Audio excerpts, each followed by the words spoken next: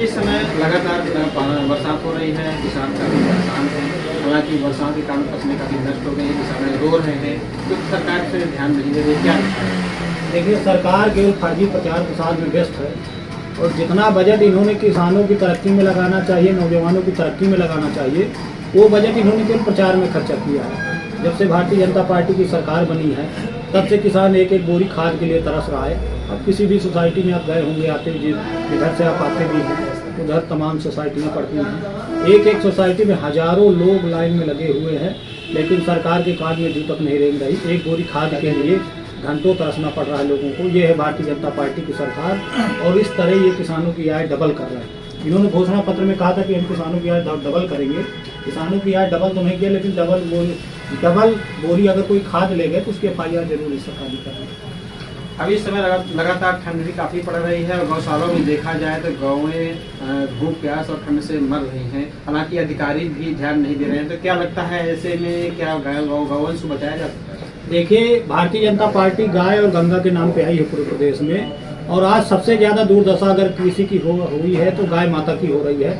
इनकी कोई भी गौशाला, जिले में कोई एक गौशाला कोई दिखा दे भारतीय जनता पार्टी का हमको कि गौशाला इन्होंने बनाई है, कोई एक भी गौशाला नहीं बनी। केवल गौशाला के नाम पर उसमें तार घेरवा दिया गया खुले मैदान में। इस तरह की ठंड में, बरसात में जिस तरह बारिश हो रही, चित्रकूट में 3 दिन से लगातार गाय मर रही हैं, वहाँ दलदल में फंस रही हैं। ना तो चारे की व्यवस्था, ना आपके भूसे की व्यवस्था, ना पानी की व्यवस्था, उनकी कोई देख रेख करने वाला नहीं है। तो गाय की दशा इन्होंने गाय को एकदम दुर्दशा इन्होंने कर दिया है गाय माता की। जिस गाय माता के नाम पर ये यहाँ से, देश से, प्रदेश से और विश्व में बताते हैं कि गाय हमारी माता है, लेकिन आज भारतीय जनता पार्टी की सरकार में जितनी गौ माता की हत्या हुई है, अब तक किसी सरकार में इतनी दुर्दशा गौ माता की नहीं हुई है। क्या लगता है कैसे संरक्षण किया जाएगा? इसमें गायों के लिए इन्होंने जो कहा था गौशालाएं बनाने के लिए, तो गौशालाओं को ही ये अच्छे सुचारू रूप से अगर चालू कर देते, चारे भूसे की व्यवस्था कर दे, अलग से बजट निर्धारित कर दे। आज किसी भी प्रधान से पूछ लीजिए, प्रधान रो रहा है, अपने घर से चारा खिला रहा है, कभी गांव से चंदा करके खिला रहा है, गौ माता को चारा और भूसे की व्यवस्था कर रहा है। सरकार के पास कोई बजट ही नहीं गौशाला के नाम पर। गौशाला में केवल ना तो हम कहते हैं कि गौशाला के लिए एक टीन शेड बनवा दे, अच्छे से चारे पानी की व्यवस्था करा दे, और गांव वालों स्वयं इसमें मदद करना चाह रहे हैं, चंदा देना चाह रहे हैं गांव के लोग कि सरकार कुछ पहल तो करे। लेकिन सरकार केवल सरकार बनाने के बाद ना तो उनको गौशाला ध्यान है, ना गौ माता की ध्यान आ रही है। अगर यही गौशालाओं के नाम पर जो बंदर बांट इन्होंने किया है, अगर कायदे से गौशालाएं बन जाएं तो गौशालाओं में ही गाय माता को अच्छे से सेवा करके वहां रखा जा सकता है। अध्यक्ष जी, समय चुनाव विधानसभा का नजदीक है और सूचना भी जारी हो गई है। लगातार सभी पार्टियां जोर शोर से प्रचार में लगी हुई हैं। हालांकि नेता जितने भी हैं जाते हैं जनता के पास और वादे करके चले आते हैं, लेकिन जनता की बातें पूर्ण नहीं हो पाती। क्या लगता है कि जनता इसमें किस तरह से वोट दे कि लोग प्रभावित हों? देखिए, इस बार जनता ने सरकार बदलने का मूड बना लिया है। जिस क्षेत्र में आप जाएंगे, जहाँ भी जाएंगे, जनता हर वर्ग से, चाहे किसान हो, चाहे नौजवान हो, चाहे महिलाएं हो, चाहे बच्चियां हों, हर वर्ग इनसे उठ चुका है सरकार में, और सरकार बदलने के लिए आतुर है। वो केवल इंतजार कर रहा है वोटिंग के दिन का। और जिस तरह सरकार ने अत्याचार और 5 साल के जिस तरह प्रदेश में अत्याचार और बेरोजगारी, महंगाई को बढ़ाया है, इस सरकार ने उससे हर वर्ग उठ चुका है। इस सरकार को लोग बदलना चाह रहे हैं बहुत जल्द ही, और अधिसूचना लग गई है। अब तो हालत ये होगी कि भारतीय जनता पार्टी के लोग 5 साल तो काम बता नहीं पाए। अब जब से आचार संहिता लग गई है, उसके दूसरे दिन काम पेपरों में छपवा रहे हैं कि हमने ये काम किया। ये काम किया होता तो 4 साल से इनको जनता ने ये किसी गांव में, कई जगह तो आपको जानकारी मिली होगी कि जनपद चित्रकूट के बड़े बड़े जनप्रतिनिधियों को, यहाँ के PWD मंत्री को लोग गांव में नहीं घुसने दिया, रात में ट्रैक्टर टाली लगा दिया। लेकिन मंत्री जी खिसिया के चले आए, उनको नौजवानों के FIR तक कर दिया है। तो यहीं से आप समझ सकते हैं कि इनकी कितनी लोकप्रियता है। ये बुरी तरीके से जनपद चित्रकूट में दोनों विधानसभा से भारतीय जनता पार्टी का पत्ता साफ होने जा रहा है। समाजवादी पार्टी के दोनों विधानसभाओं से विधायक बनने जा रहे हैं। हालांकि जानकारी तो हमें मिल रही है कि आपके क्षेत्र के विधायक जो लगातार भ्रष्टाचार के खिलाफ लड़ रहे हैं, भ्रष्टाचार समाप्त कर दिए। भ्रष्टाचार से लड़ कहाँ रहे, भ्रष्टाचार और बढ़ रहा है। PWD में देख लीजिए, इन्हीं के कई करीबी लोगों को फर्जी वर्क आर्डर कटे हुए हैं करोड़ों रुपए के।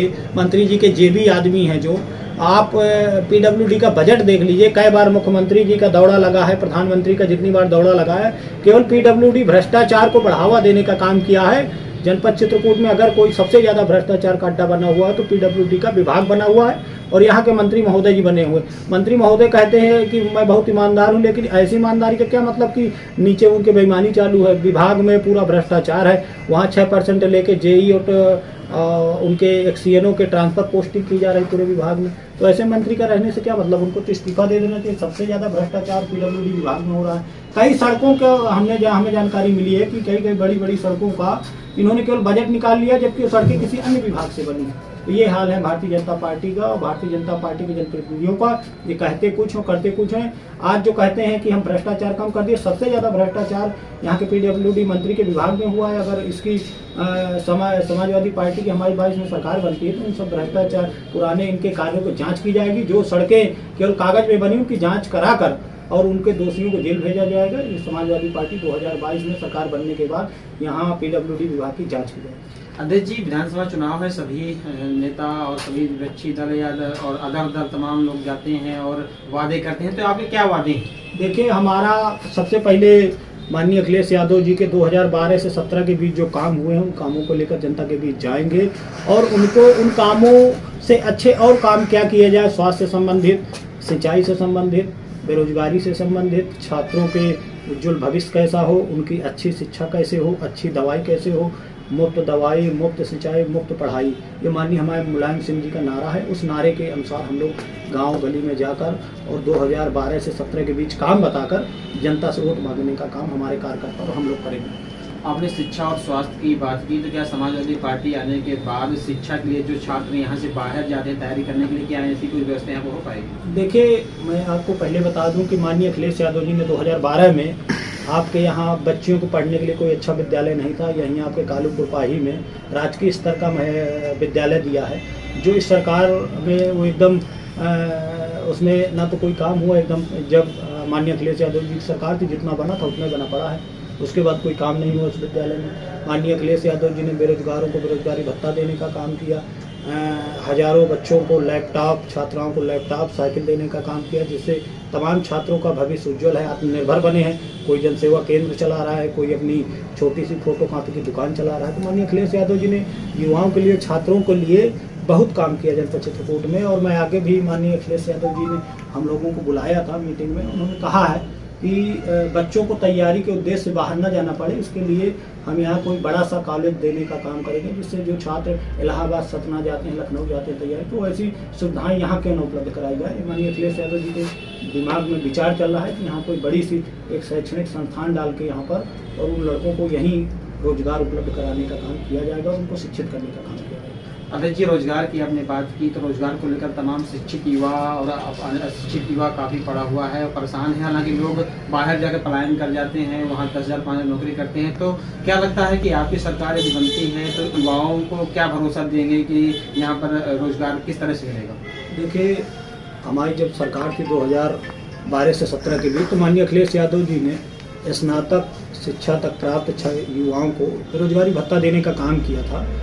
और ये बात सही है कि हमारे जनपद चित्रकूट में ज़्यादातर लोग पलायन कर रहे हैं, क्योंकि गरीब क्षेत्र है। अभी आप नीति आयोग की एक रिपोर्ट आई है, तो बुंदेलखंड में अगर सबसे कोई गरीब जिला है तो पहले तो पूरा प्रदेश की हालत बेहाल है, बहुत स्थिति खराब है। हमारा प्रदेश जब से भारतीय जनता पार्टी की सरकार बनी, हमारा प्रदेश का जो गरीबी का मानक है और ऊपर आता चला गया और इस समय शायद दूसरा तीसरा नंबर है पूरे देश में हमारे प्रदेश का। और ज़िले की बात करें तो सबसे गरीब और पिछड़ा जिला बुंदेलखंड है। तो यहाँ पर सबसे बड़ी यही समस्या इस समय है। अभी हम लोगों से बिंदु पूछे गए थे माननीय अखिलेश यादव जी ने कि क्या किया जाए, तो हमने सबसे प्रथम बिंदु यही दिया है कि यहाँ पर कोई ऐसा रोजगार का साधन उपलब्ध कराया जाए जिससे यहाँ का पलायन रुक सके, क्योंकि यहाँ के सैकड़ों हजारों नौजवान सूरत, पंजाब और दिल्ली में मजदूरी करने जाते हैं और 5-5 हज़ार, 10-10 हज़ार की मजदूरी करने के लिए बाध्य होते हैं और आते जाते हैं। तो उस पलायन को कैसे रोका जाए, कैसे संसाधन उपलब्ध कराया जाए, इस बारे में माननीय अखिलेश यादव जी ने यहाँ से सुझाव हम लोगों से लिया है। इसमें ज़रूर आगामी 2022 में माननीय अखिलेश यादव जी की सरकार बनेगी तो उनके लिए व्यवस्था की जाएगी, उनके रोजगार के लिए व्यवस्था यहाँ पर की जाएगी। अध्यक्ष जी, मानिकपुर एरिया सबसे, हालांकि चित्रकूट में सबसे पिछड़ा हुआ है और वहाँ पानी की भारी समस्या है। हालांकि आपकी सरकार भी 12 से 17 तक रही, उसके बाद भी ऐसी कोई व्यवस्था नहीं हुई है। क्या लगता है कि इस बार कोई व्यवस्था वहाँ पानी की कर पाएंगे आप? देखिए, हमारी सरकार में पानी की सबसे बड़ी समस्या मानिकपुर में तो है ही है, और हमारी सरकार ने उस समस्या को काफ़ी हद तक कम करने का काम किया। हमारे जनपद चित्रकूट में माननीय अखिलेश यादव जी ने 2500 हैंडपंप देने का कार्य 5 साल की सरकार में किया है। इस सरकार में टोंटी वाला पानी छोड़िए, किसी के एक आम आदमी के घर में हैंड पाइप नहीं लग पा रहा है। जो काम हमारा एक आम कार्यकर्ता हैंड पाइप करा ले जाता था, इनके सांसद मंत्री विधायक एक हैंड पाइप नहीं लगवा पा रहे। बताइए, उनकी ये हैसियत है। इस सरकार ने पेयजल के लिए कोई काम नहीं किया है। हमारी सरकार में 2500-3000 के आसपास नल लगे थे। माननीय अखिलेश यादव जी ने 2012-17 की सरकार में दिया था। और पानी के लिए और अच्छी व्यवस्था कैसे की जाए, उसके लिए कई डैम, उन्होंने तालाब खुदवाया था, डैम बनवाया था, जिससे पानी को संग्रहित रखा जाए, वहाँ का वाटर लेवल ठीक ठाक रहे, ताकि लोगों को समय पर पानी मिल सके। क्योंकि भीषण गर्मी के समय सबसे बड़ी समस्या पाठा में पेयजल की ही आती है। तो माननीय अखिलेश यादव जी ने उस कमी को काफ़ी कम करने का काम किया। 2022 में अगर जनता ने विश्वास जताया, माननीय अखिलेश यादव जी को मुख्यमंत्री बनाया, तो उसमें हम और अच्छा क्या काम कर सकते हैं, पेयजल के लिए अच्छी से अच्छी कौन सी सुविधाएं दे सकते हैं, उसके लिए माननीय अखिलेश यादव जी चिंतित हैं और 2022 में उसको पूरा किया जाएगा। बहुत बहुत धन्यवाद। धन्यवाद। अभी हमारे साथ थे समाजवादी पार्टी के जिला अध्यक्ष अनुज यादव जी, जो लगातार बताया उन्होंने कि विधानसभा चुनाव नज़दीक है, सभी पार्टियां लगातार चुनाव प्रचार में लगी हुई हैं। लेकिन उन्होंने यहाँ कहा कि चित्रकूट बुंदेलखंड का सबसे पिछड़ा इलाका है, और जिसमें रोजगार से लेकर शिक्षा और स्वास्थ्य की समस्याएं हैं। हालांकि उन्होंने कहा समाजवादी पार्टी यदि आती है तो शिक्षा व्यवस्था के लिए जो बाहर छात्र जाते हैं, तैयारी करने जाते हैं, उनके लिए समाजवादी पार्टी की ओर से यहाँ बड़ा कॉलेज दिया जाएगा, जहाँ छात्रों को जैसे इलाहाबाद, कानपुर और बाहर जाना पड़ता है पढ़ने के लिए, उन्हें नहीं जाना पड़ेगा, वहीं व्यवस्था की जाएगी। वहीं स्वास्थ्य के लिए उन्होंने कहा कि यहाँ मेडिकल कॉलेज है, आदि तमाम व्यवस्थाएं स्वास्थ्य के लिए की जाएगी।